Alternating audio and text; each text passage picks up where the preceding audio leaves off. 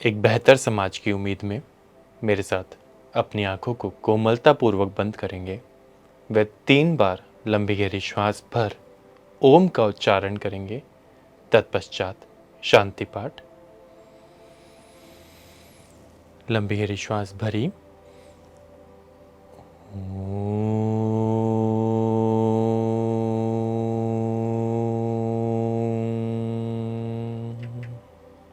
एक बार पुनः।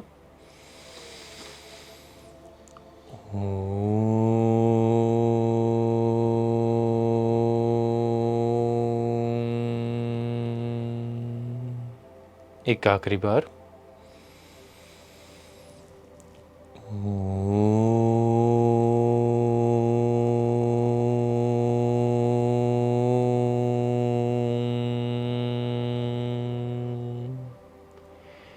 शांति ही शांति ही शांति ही। धीरे से मुखमंडल पर मंद मुस्कान रखकर हाथों को जोड़ेंगे, अच्छे से रब करेंगे अपने हाथों को। पूरी योगिक ऊष्मा को अपने हाथों में धारण कर लेंगे और धीरे से अपनी आंखों पर, चेहरे पर, गर्दन पर और पूरे शरीर पर हल्का मसाज कर धीरे से आंखें खोल लेंगे। ऊपर वाले से ये प्रार्थना करते हुए कि हे ऊपर वाले, हमारे सभी कष्ट दूर कर। ये आश्वासन उस ऊपर वाले को देते हुए कि हे ईश्वर, हम अपने कर्मों में कोई कमी नहीं छोड़ेंगे, हम अपने प्रयासों में कोई कमी नहीं छोड़ेंगे। बस तेरा आशीर्वाद बना रहे हम पर।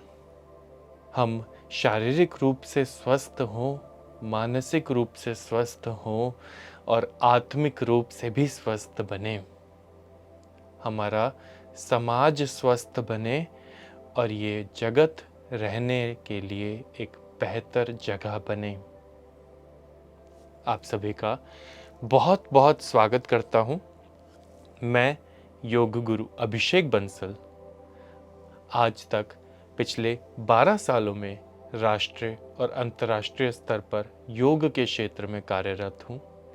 लाखों लोगों को उनकी बीमारियों से निजात दिलाने में मदद कर चुका हूँ और निरंतर मेरे प्रयास जारी हैं आप तक पहुँचने में, आप तक कुछ अच्छे संदेश पहुँचाने में।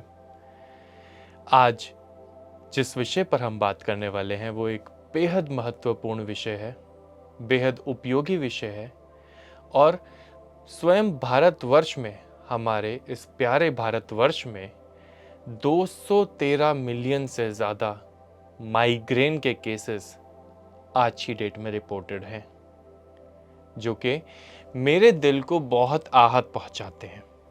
मैं चाहता हूं कि ये केसेस कम हों, हम स्वस्थ भारत की तरफ बढ़ें, हम स्वास्थ्य को प्रमोट करें, हम और ज़्यादा अपनी कार्य क्षमताओं को बढ़ा पाएँ और एक बेहतर भविष्य के निर्माण कर पाएँ, एक बेहतर भारत का निर्माण कर पाएँ, जहाँ हर युवा अपना कार्य करे पूरे मन लगा करके और ये छोटी छोटी बीमारियाँ आजकल की उन्हें ना सताएं, ना दुखी करें, ना परेशान करें। यही मकसद के साथ चलिए जानते हैं कि योग में माइग्रेन की समस्या के लिए क्या ऐसा कर सकते हैं जिससे हमारी समस्याएं ठीक हों। वो कौन से प्राणायाम हैं, वो कौन से आसन हैं, वो कौन से सूक्ष्म क्रियाएं हैं, वो कौन सी खान पान में बदलाव हैं, वो कौन से मंत्र उच्चारण हैं, वो कौन से नुस्खे हैं, क्या स्पेशल टिप्स हैं, सब कुछ जानेंगे आज के इस कार्यक्रम में। तो बने रहिएगा आखिर तक हमारे साथ। शुरू करते हैं।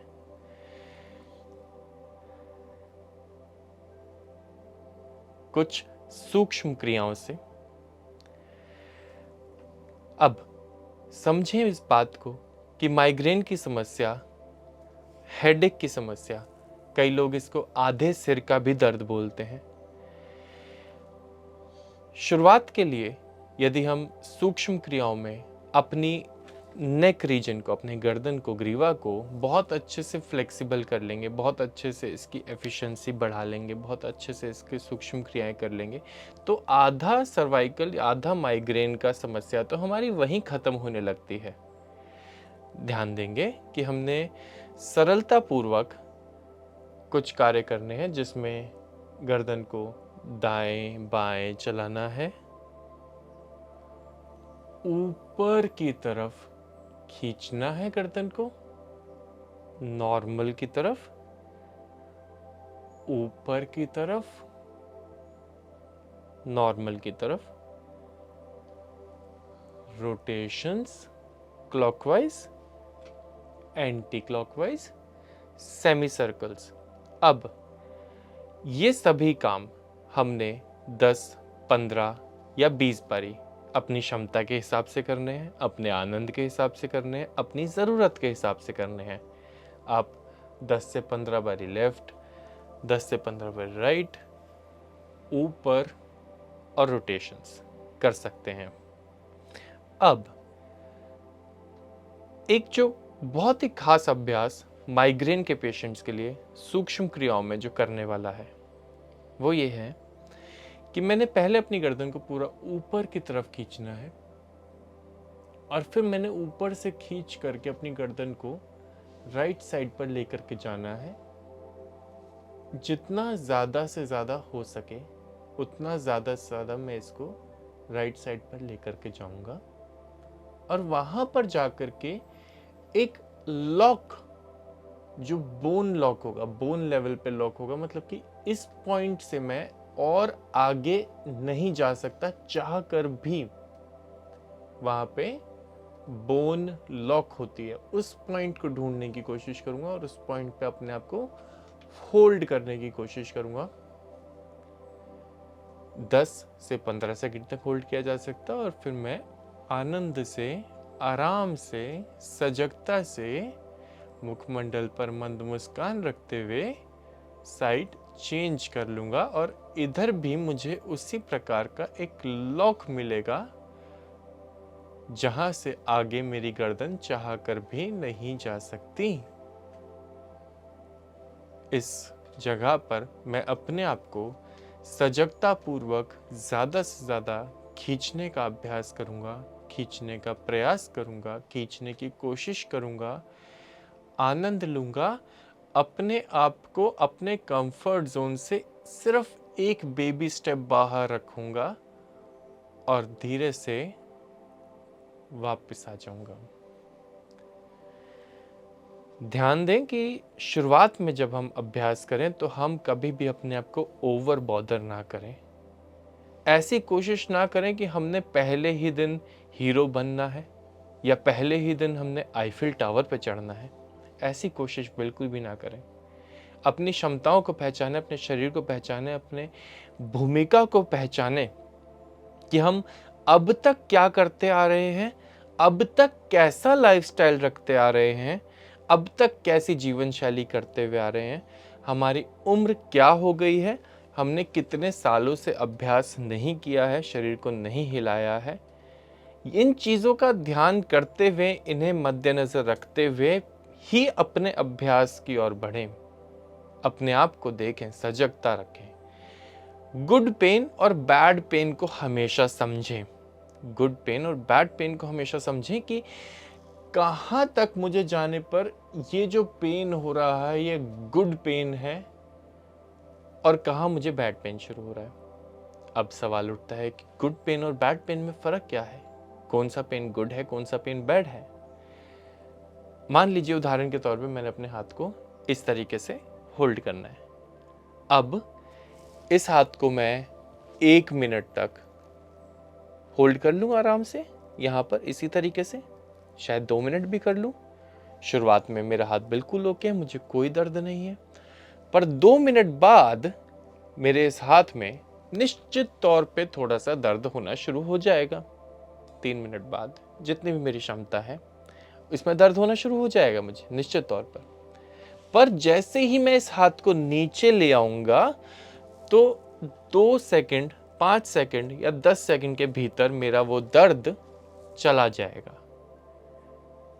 तो जो दर्द कार्य करते हुए आए और कार्य खत्म होने के बाद, क्रिया खत्म होने के बाद, आसन खत्म होने के बाद 10 सेकंड बाद, 15 सेकंड बाद या 30 सेकंड बाद अपने रास्ते चला जाए, वो हमेशा गुड पेन होता है, जो स्ट्रेच के दौरान होता है, जो कार्य के दौरान होता है। बैड पेन वो होता है जो मुझे परसिस्ट कर लेता है मेरी बॉडी में, शाम तक, रात तक, अगले दिन तक, अगले हफ्ते तक, महीने तक, या जो सारी उम्र मेरे शरीर में बना रहता है, वो बैड पेन होता है। हमें उन्हीं बैड पेन से निजात पानी है।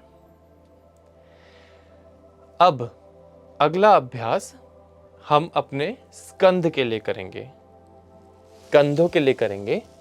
इनको घुमाने का प्रयास करेंगे, ज़्यादा से ज़्यादा अच्छे तरीके से, जितना घुमा सकते हैं इन कंधों को उतना अच्छे तरीके से घुमाने का प्रयास करेंगे।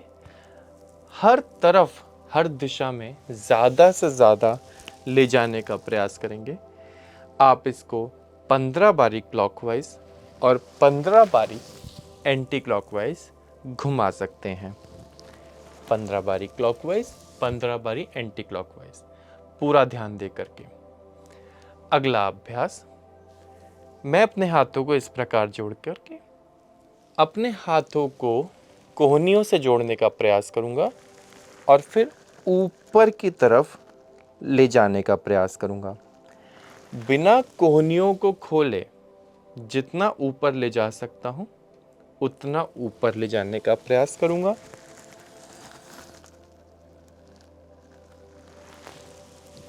और नीचे लाऊंगा। इसे मैं 15 बारी दोहरा सकता हूं। इसके बाद मैं अपनी कोहनियों को इस प्रकार पकड़ूंगा और ऊपर की तरफ जाऊंगा।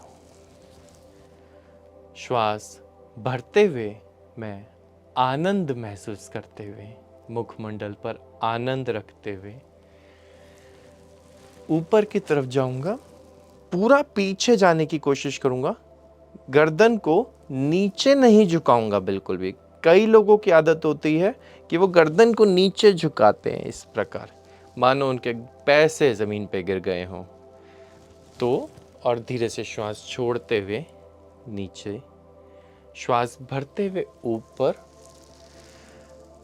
या तो आप इसमें नॉर्मल देखेंगे, नॉर्मल मतलब आई लेवल पे देखने की कोशिश करेंगे, या आप थोड़ा सा एलिवेटेड देखने की कोशिश करेंगे, ऊंचे एक स्थान पर देखने की कोशिश करेंगे। यकीन माने आपकी दृष्टि की जो पोजीशन है, जहाँ पे आप देख रहे हैं, वो बहुत मैटर करती है इस अभ्यास के दौरान, या फिर किसी भी अभ्यास के दौरान जो आप माइग्रेन के लिए कर रहे हों। उम्मीद है आपको ये सूक्ष्म क्रियाएं समझ में आई होंगी। आज हम बात कर रहे हैं माइग्रेन के बारे में कि योग में क्या हम कर सकते हैं जिससे हमारी माइग्रेन की समस्या ठीक हो।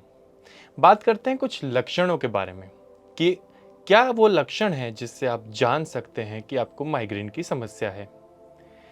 अगर आपको बहुत ज़्यादा सिर में दर्द होता है, बार बार सिर में दर्द होता है, एक्यूट हेडेक्स अगर आप फेस करते हैं, यदि आपको बहुत ज़्यादा फोटो सेंसिटिविटी मतलब बहुत ज़्यादा तेज़ रोशनियों से दिक्कत होती है, यदि आपको फोनो सेंसिटिविटी कि बहुत ज़्यादा शोर होने पर भी यदि आपको आपके सिर में थ्रॉबिंग महसूस होती है, यदि आपको फड़कता है आपका सिर या आपको आधे सिर में दर्द महसूस होता है, तो आप निश्चित तौर पे माइग्रेन की समस्या से जूझ रहे हैं। यदि आपको बहुत ज़्यादा तेज़ आवाज़ में जाने पर बेचैनी महसूस होती है, तो आप माइग्रेन की समस्या से जूझ रहे हैं। यदि आपको डिजीनेस महसूस होती है कभी कभी, तो आप माइग्रेन की समस्या से जूझ रहे हैं। यदि आपको नॉजिएटिंग फील होता है, नोजिया फील होता है बहुत ज़्यादा, तो आप माइग्रेन की समस्या से जूझ रहे हैं। या फिर आपको नॉर्मल नेक पेन भी होता है, तो वो भी आपके माइग्रेन के वजह से ही हो सकता है। जानते हैं कुछ ऐसे आसनों के बारे में जो इन सभी लक्षणों से लड़ने में हमारी मदद करेंगे, माइग्रेन की समस्या से लड़ने में हमारी मदद करेंगे और बेहतर समाज का निर्माण करने में हमारी मदद करेंगे। शुरुआत करते हैं एक बहुत ही सुगम, बहुत ही सुमंगल से वज्रासन से। वज्रासन एक आसन पर लाभ अनेकों अनेक। मैं आनंद से अपनी दोनों एड़ियों के बीच में बैठ जाता हूं, जिसमें मेरे दोनों पैर के अंगूठे सिर्फ आपस में टच्ड होते हैं, ना एक दूसरे को ओवरलैप करते, ना गैप होता, बस अंगूठे आपस में टच्ड होते हैं और मैं अपनी कमर को सीधा करने की कोशिश करता हूँ। वज्रासन में बैठ करके मैं लंबी गहरी श्वासें भरूं और मन में ये विश्वास रखूं, क्योंकि ध्यान है ना, मन के विश्वास की कीमत क्या किया जा रहा है कर्म उससे कई गुना ज़्यादा होती है। तो मन में ये विश्वास रखूं कि जो मैं अभ्यास कर रहा हूं वो दैविक रूप से मेरे लिए निश्चित है और ये दैविक रूप से मुझे साथ सही भी कर देगा, दैविक रूप से मुझे सही कर देगा, मेरी माइग्रेन की समस्या को हमेशा हमेशा के लिए ठीक कर देगा। मैं वज्रासन में लंबी गहरी श्वास से भरता हुआ आनंद में बैठा हुआ हूँ। उस ईश्वर को महसूस करता हुआ अपने समीप, अपने निकट।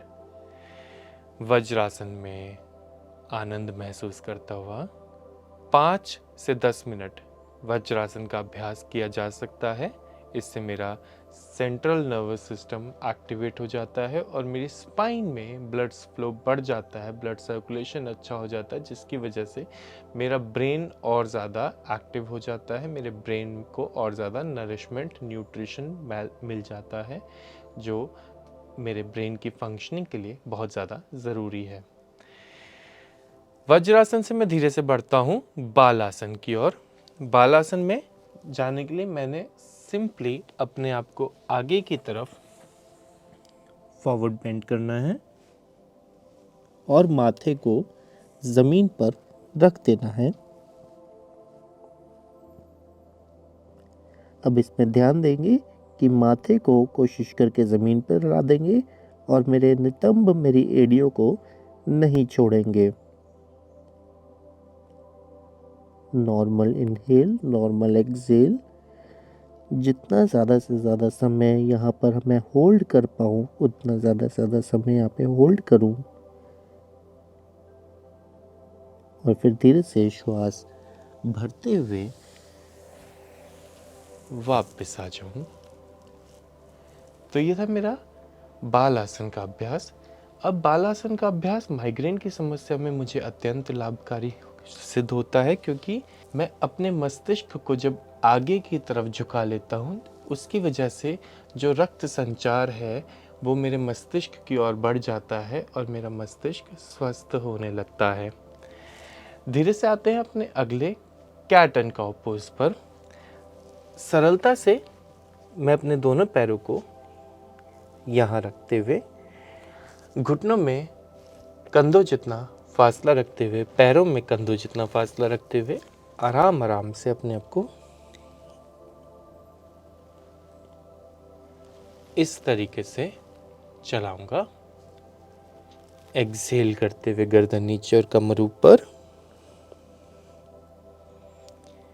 इनहेल करते हुए कमर नीचे, गर्दन ऊपर। एक्सहेल करते हुए कमर ऊपर, गर्दन नीचे। इनहेल करते हुए कमर नीचे, गर्दन ऊपर। ध्यान देंगे कि अपने आप को इस तरीके से नहीं चलाएंगे बिल्कुल भी। मेरे कंधे और मेरे हिप्स एक ही जगह पर स्थिर रहेंगे।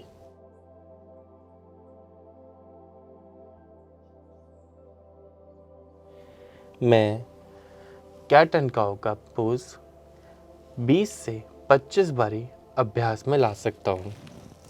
इसके बाद हम आते हैं कोबरा पोज पर, जो कि भुजंग आसन होता है। मैं धीरे से ज़मीन पर इस प्रकार पेट के बल पे लेट जाऊंगा और धीरे से ऊपर उठना शुरू करूंगा। बहुत धीरे धीरे ऊपर उठना है।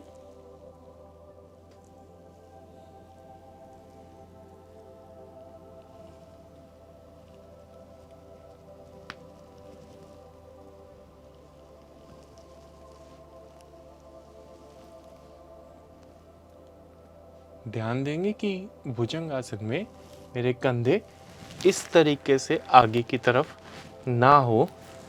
कंधे जब मैं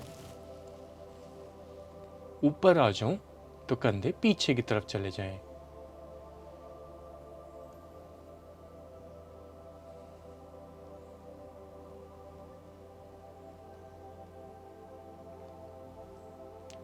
और भुजंग आसन से पैरों का सपोर्ट लिया और पर्वत आसन की ओर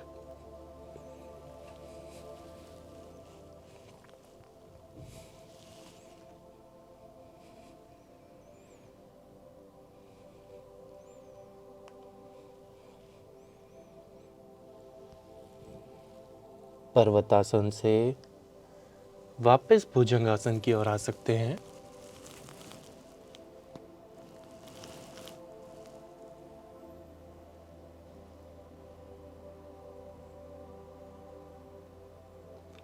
और 10 सेकंड भुजंगासन में रुकने के बाद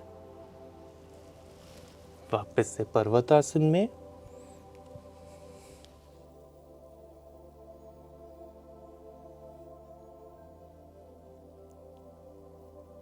पर्वतासन में 10 सेकंड रुकने के बाद अश्व संचालन आसन में अपने सीधे पैर को मैं दोनों हाथों के ठीक बीच में ले आता हूँ। अब मुझे चाहिए कि मेरी 15 उंगलियां लगभग एक सीध में हो। और जब मैं अश्व संचालन आसन में यहाँ पर अपने आप को अच्छे से टिका लूँ, इस्टेब्लिश कर लूँ, उसके बाद मैं अपने हाथों को कमर के पीछे बांध करके इस तरीके से ऊपर उठाने की कोशिश करूंगा और ऊपर ही देखूंगा। और फिर धीरे से वापस और पैर बदल लेते हैं। फिर मैं अश्व संचालन में यहाँ पे 10 सेकंड रुकने की कोशिश करूँगा। और जब मैं अपने आप को स्थिर बना लूँ पूर्ण रूप से,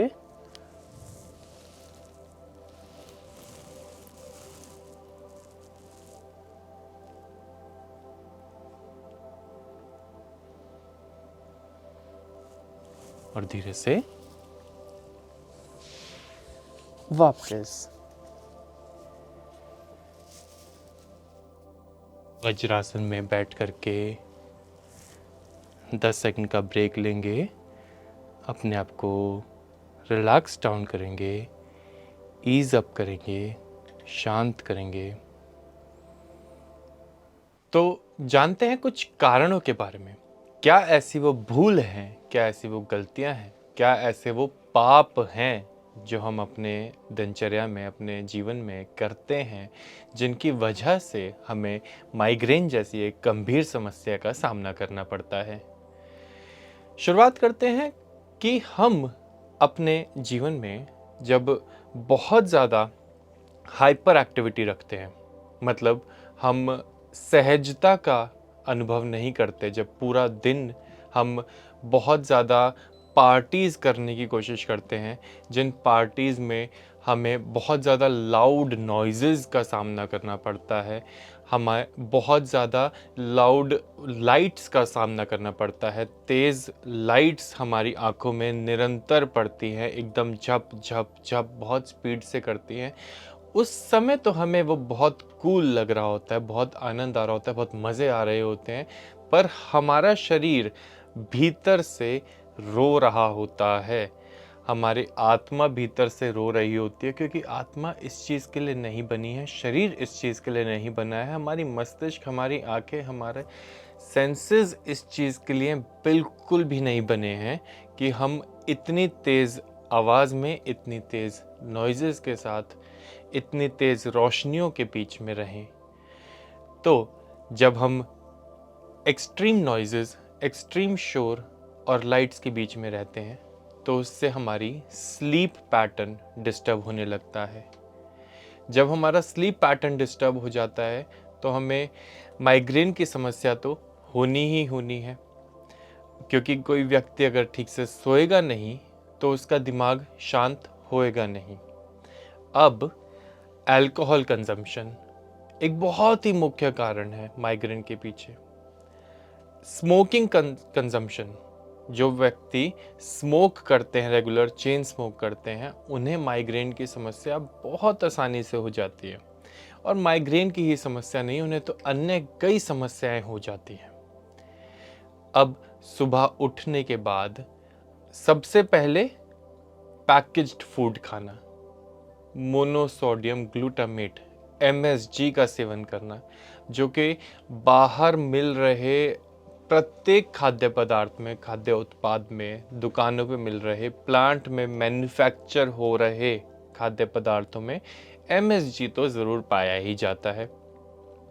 अब जितना ज़्यादा आप MSG का सेवन करेंगे उतना ज़्यादा आपको माइग्रेन की समस्या या डिजीनेस या नॉजिएटिंग फीलिंग आएगी ही आएगी। जितना ज़्यादा आप पिकल्ड फूड, अचार का सेवन करेंगे, जितना ज़्यादा से ज़्यादा आप प्रोसेस्ड फूड का सेवन करेंगे, जितना ज़्यादा से ज़्यादा आप फर्मेंटेड फूड का सेवन करेंगे, उतना ज़्यादा आपको माइग्रेन की समस्या और अन्य कई शारीरिक समस्याएं आएंगी ही आएंगी। स्ट्रेस, एंजाइटी भी आती है अल्कोहल कंजम्पशन से, कम सोने से, बहुत ज़्यादा लाइट्स में रहने से, MSG का सेवन करने से। और जितना स्ट्रेस एंजाइटी बढ़ेगी उतना ही माइग्रेन की समस्या बढ़ेगी। लूप है, दलदल है, दलदल। जितना धंसते जाएंगे उतना उसमें से निकलना बाहर मुश्किल हो जाएगा, उतना ही आप डलते चले जाएंगे, उतना ही आप सफ़र करेंगे, भुगतेंगे अपने आप को, अपने शरीर को। आपका परिवार भुगतेगा आपको, आपके शरीर को। आप अपने ऊपर बोझ बन जाते हैं, आप इस पृथ्वी पर बोझ बन जाते हैं जब आप अपना लाइफस्टाइल अच्छा नहीं रखते और अपने आप को बीमारियों से अपने हाथों घेर लेते हैं और फिर ब्लेम गेम खेलते हैं दूसरे के ऊपर कि परिस्थितियों ने मेरा हाल ऐसा कर दिया, मैं ऐसा परिस्थितियों की वजह से हो गया। तो अपना ध्यान स्वयं रखना है। बहुत ज़्यादा अगर आप बर्थ कंट्रोल पिल्स का भी सेवन करते हैं तो भी आपको माइग्रेन की समस्या हो सकती है।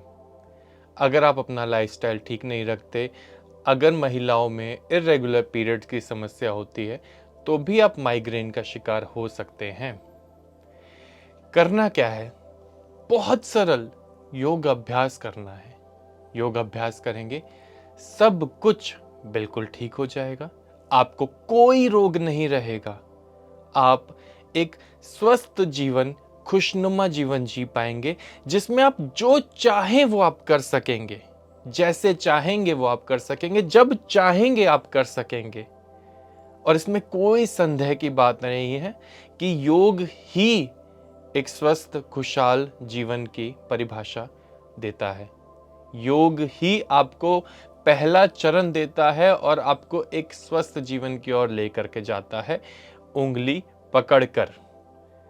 तो योग का सहारा लें, मेरे साथ एक अच्छा सा सेतुबंध अभ्यास करें। किस प्रकार? सरलता से, आनंद के साथ, ऊपर वाले पे अंधा विश्वास करते हुए लेट जाएं, सारी चिंताओं से मुक्त होकर के। और मुझे एक अच्छा सा सेतुबंध का अभ्यास जिसमें मैं अपनी एड़ियों को पकड़ करके कमर को धीरे से ऊपर की तरफ उठा दूं और निश्चिंत हो जाऊं कि अब मैंने अपना कर्म कर लिया है। ये सेतुबंध दैविक रूप से निश्चित था मेरे लिए। इस समय में। और अब मेरी माइग्रेन की समस्या हमेशा हमेशा के लिए बिल्कुल ठीक हो जाएगी, क्योंकि मैं अभी अपना कर्म कर रहा हूँ और मैं ये कर्म जारी रखूँगा। ये बात में कोई दो राय नहीं। पूरी श्रद्धा से, पूरे विश्वास से, मन में सुगम भावनाएं रखते हुए अपने सेतु बंध में जितनी ज़्यादा से ज़्यादा देर के लिए हो सके रुकने की कोशिश करेंगे, अपने आप को थामने की कोशिश करेंगे, अपने आप को एकाग्र बनाने की कोशिश करेंगे। ऊपर खींचते हुए प्रति क्षण अपने आप को देखें, अपनी मानसिक आंखों से, और ये विश्वास रखें कि हम बिल्कुल ठीक हो जाएंगे, हम बिल्कुल स्वस्थ हो जाएंगे और सब कुछ बिल्कुल अच्छा हो जाएगा, क्योंकि विश्वास की कीमत किए जाने वाले कार्य से ज़्यादा है। यकीन मानिए कि जब आप मंदिर में जाते हैं और आप उस ईश्वर पर ध्यान लगाते हैं, उस ईश्वर पर विश्वास करते हैं, तो ही वो ईश्वर आपको फल देते हैं, अन्यथा वो फल नहीं देते। यदि बिना विश्वास के मंदिर जाएंगे तो फल नहीं प्राप्त होगा। मेरे साथ एक बहुत सुंदर सा शव आसन लेंगे, क्योंकि शव आसन मेरी माइग्रेन की समस्या को सॉल्व करने में मेरी बहुत मदद करता है। धीरे से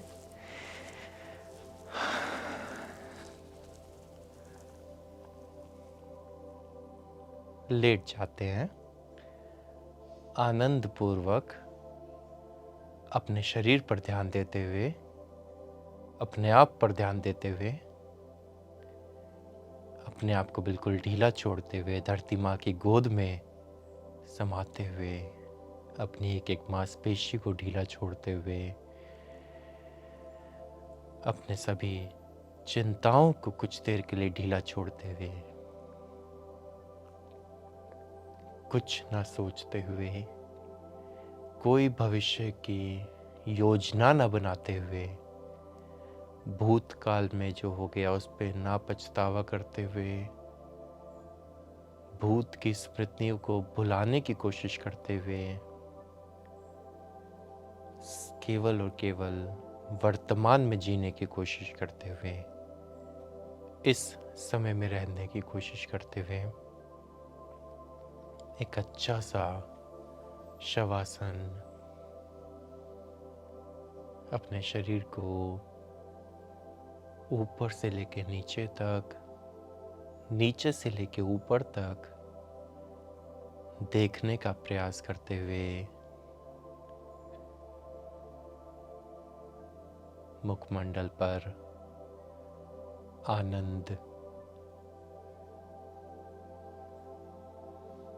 चित्त में आनंद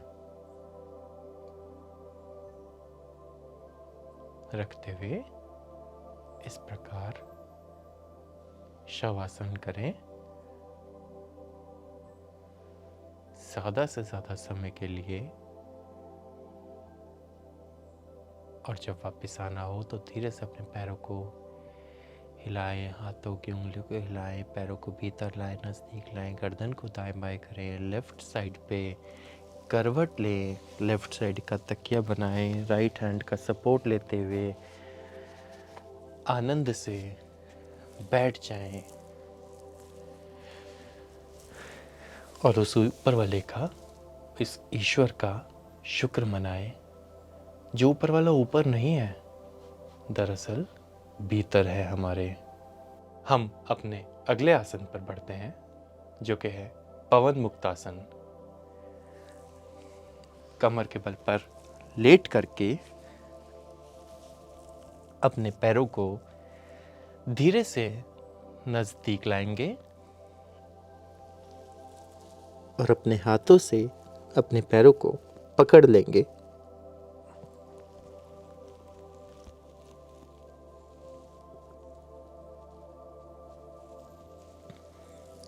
यदि सर्वाइकल की समस्या हो तो गर्दन को नीचे ही रखेंगे और सिर्फ पैरों को अपने हाथों से इस प्रकार या इस प्रकार पकड़ लेंगे। कुछ देर रहने की कोशिश करें, ज़्यादा से ज़्यादा एक्सेल करें।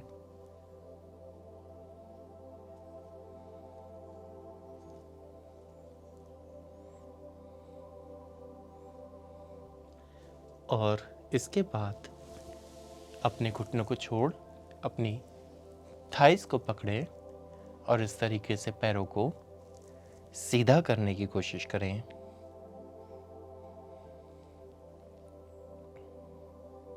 इससे हमारा रक्त संचार पैरों से निकल हमारे वाइटल ऑर्गन्स की तरफ बढ़ जाएगा और हमें माइग्रेन की समस्या में बहुत ही आराम मिलेगा।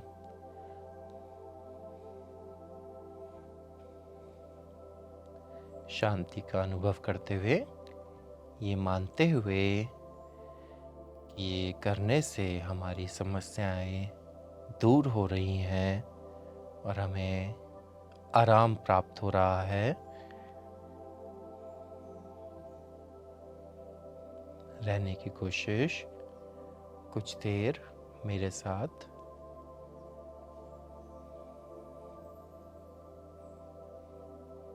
चलिए हम आखिर के 10 गिन लेते हैं। 9, 8, 7, 6, 5, 4, 3, 2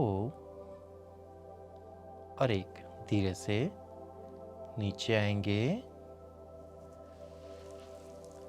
और पैरों को आनंद से नीचे रख देंगे।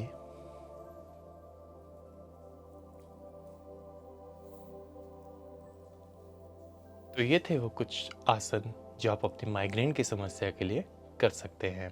BMC हिंदी बदले जीवन।